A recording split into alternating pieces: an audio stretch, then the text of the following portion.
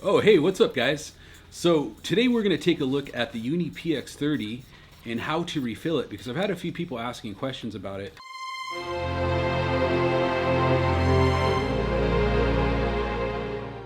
I may have done a video on this before, I'm not really entirely sure, but it's always good to revisit some stuff for some new people or just to kind of re-examine how we've done these things before.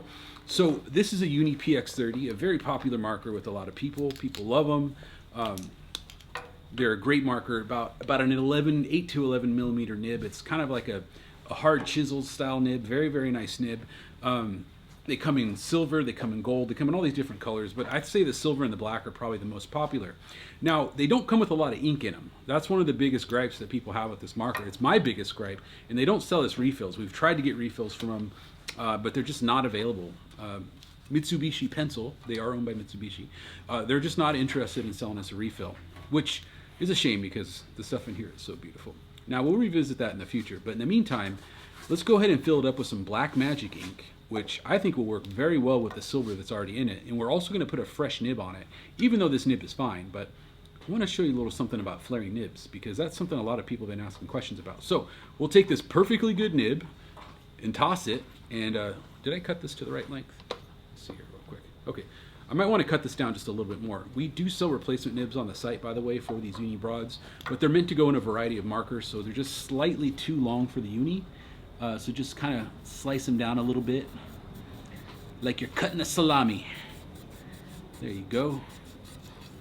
Beautiful. Just a little scrape off that. Now we're going to flare it out anyway, so no worries on that. But here's the big part. It is very difficult to get these bezels off these markers. Now, they are reverse thread. That is something I think a lot of people run into as they go to take it off. You know, they're doing the lefty-loosey, righty-tighty, and it's not doing nothing. It's because it's actually righty-loosey. It's righty-loosey, lefty-tighty, right? Also, sometimes I think they're kind of glued in there a little bit, which makes it a little bit difficult to come off. So what I like to do is take some pliers with some electrical tape around them. Now, before you resort to this, one thing you might want to do is maybe put some rubber bands around it or take your rubber gloves and kind of give you a little extra grip and see if you can break it free. But not everyone has the Macho Man G.I. Joe grip. It's totally understandable. Not everyone has hands like that. So if you do need help, I would suggest doing something like this. Now, this is a set of vice grips. You probably don't need vice grips to do the job. Any type of plier that has this type of rounded inside should do the trick. The key is not to squeeze too hard, which is why I don't recommend vice grips. It's just what I happen to have. Maybe a pair of channel locks would probably do the job.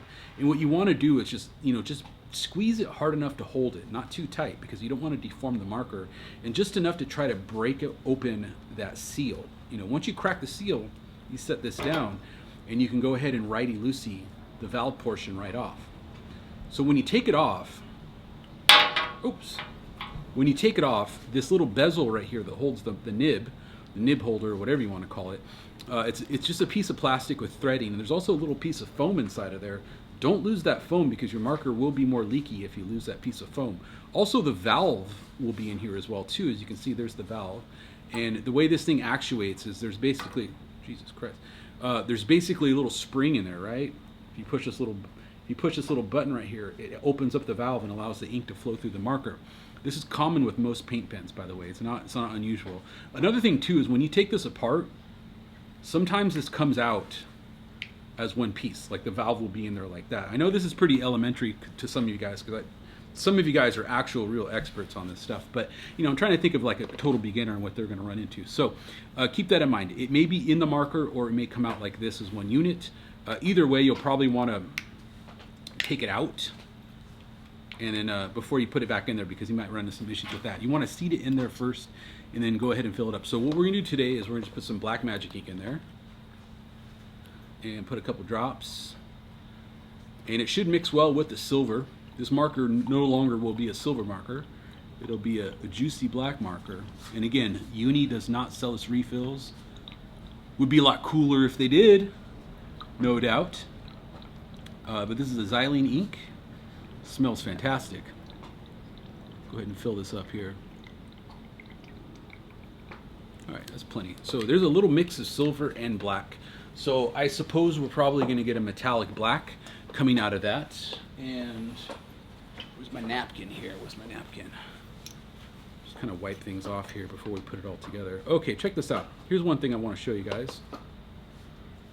The valve actually did end up coming apart on me, and that's good. You guys can watch with me. So the valve should be made out of, I believe, 4 parts, if my memory serves me right. There's a little sponge that goes inside of there. You guys see that right there? So you don't want to lose that. Shove that bad boy in there. That just helps regulate the flow. So let's go ahead and take the valve apart. So you're going to have a little basket right here, the little valve basket. You're going to have the valve hat, the plunger, and the little spring for the plunger right there. So the way it goes in is like this. Oh wait, no, my bad. It goes in like this. So the plunger goes into the top, the spring goes in the bottom, and then you put it together like that, and then you got a working valve right there. So if it ever comes apart, that's all you have to do. It's just those 4 parts. Go ahead and put that on right there. Take this, the bezel. Now I don't know if technically it's called a bezel. That's just what I call it. Oh, good grief. Hold on one second. Is it in there? Okay.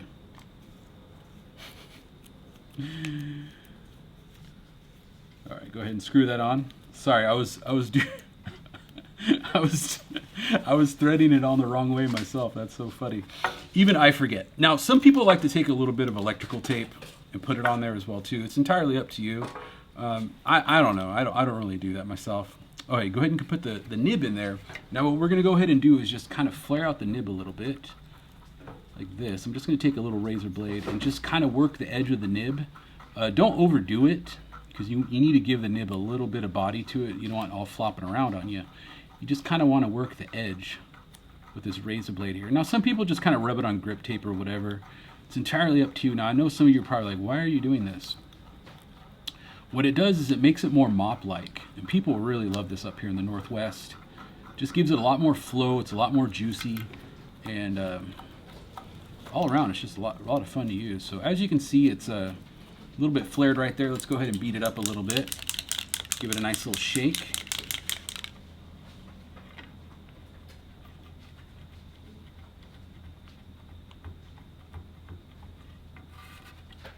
Ooh, there's still plenty of silver in there.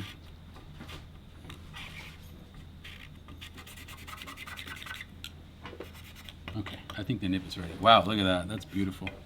Okay, all right, so we got this ready to go. One thing I want to mention too is you'll start to get a little bit of paint buildup around the valve here on the bezel. Try to keep it kind of wiped off as much as possible, because the cap will basically glue itself on because of the ink. This is common with all Uni PX30s. Ask anyone who's used one. It's a very common thing we have to deal with. All right, let's just do a quick little tag here with it. Now, there's enough silver in here that it'll probably still look silver. But I can definitely see some of the black shining through as well too. And as you use it, I think you'll probably start to get it to look a little bit more black. But it definitely has a lot of flow, which is really nice. And they blend together really, really well. It's like almost like a chrome black, if you will. It looks really cool. And over a grilled surface like this, you're going to get a lot of really good flow out of it.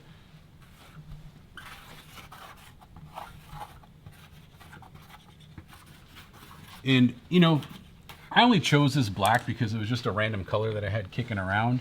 You could use whatever you want, but, you know, you definitely want to use some type of xylene type paint. So magic ink is definitely, oh, hit it. Try that one more time. You definitely want to use something like that, or something with a little bit more solvent kick to it.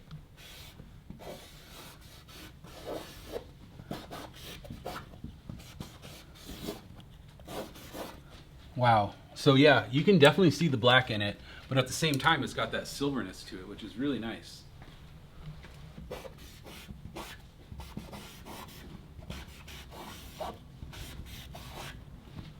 Excellent. Lots of good flow. And I think we could even flare this nib out a little bit more. What do you guys think? Mm-hmm. You know, it's always better to not overdo it and then come back and revisit it than to completely overdo it, and then you're stuck with a bunk nib. Now, they are reversible, so that's always a good thing. All right. that's a little bit better.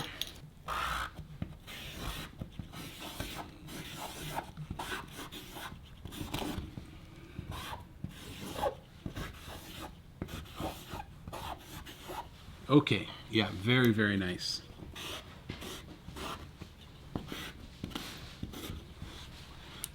Bottom line, it's going to work out great for you. This is a great marker. It's very easy to refill, and I think you guys will have a lot of fun with it. Fantastic stuff. All right, let's do one more tag here. I just want to see how it looks on a surface like this. Like if you're hitting off on a dumpster or something like that, right? Not a dumpster, but like a garbage can, one of those big garbage cans in the city. Now the black is really starting to shine through, as you can see there. It's got a really nice quality to it. But again, you could do this with like the purple magic ink. You could use the blue magic ink, any number of colors really. You can use a whole bunch of different types of ink.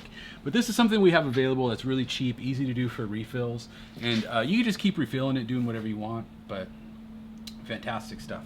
So anyways, I think that's pretty much it.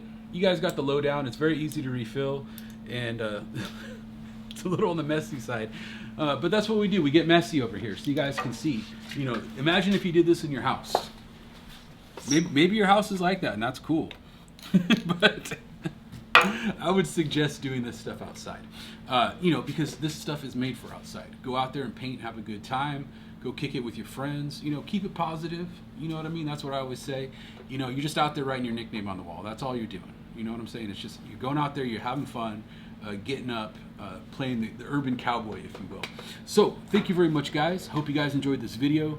Hopefully it got you some ideas of what you can do with these markers. This is just one way to skin a cat. You can do your own way as well too. But if you have any questions, comment below. If you have any suggestions of what you like to put in these markers, comment below. Share with the class. Let us know what you guys think.